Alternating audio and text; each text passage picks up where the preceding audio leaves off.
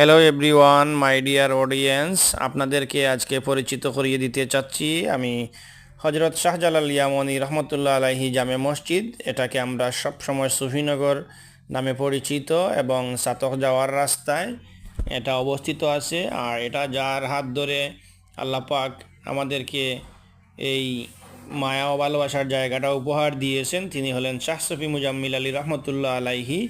তিনি আমার আব্বার মামা ছিলেন।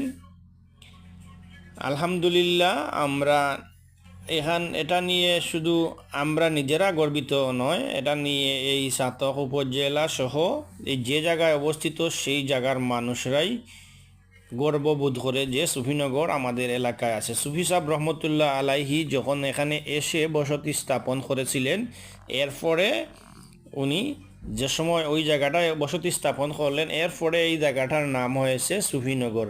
আলহামদুলিল্লাহ, আল্লাহ তাআলা উনাকে এতটা ভালোবাসেন এবং মানুষের কাছে একজন মানুষকে আল্লাহ কত মূল্যবান বানাতে পারলে একটা জায়গার নাম সুফিনগর নাম দিতে পারেন। এবং সুফি সাহেব রহমতুল্লাহ আলাইহি আমাদের মাঝে নাই, উনার মাজার আছে।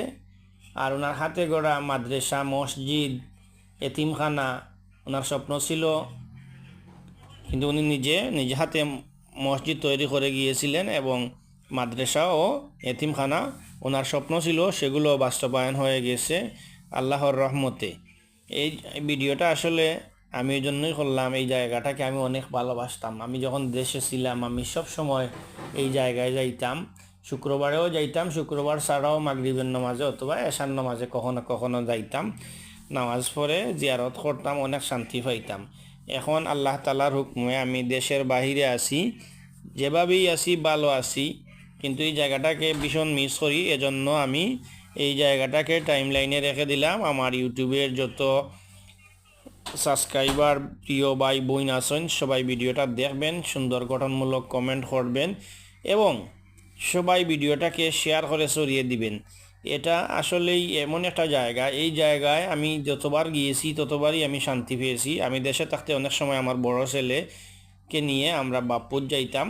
এখন আমি হয়তো বা ইউরোপের একটা দেশে আছি। আল্লাহ তাআলা যদি আমাকে সব কিছু সফল করে দেন এবং আমি আমার সকল ধরনের কাগজপাতি পেয়ে যাই, দেশে যখন যাব এই মায়ার জায়গায় যাব, জিয়ারা করবো ইনশাল্লাহ। আল্লাহ তাআলা যেন আবারও সহি সালামতে দেশে নেয়, সব কিছু যেন সহজ করে দেয়।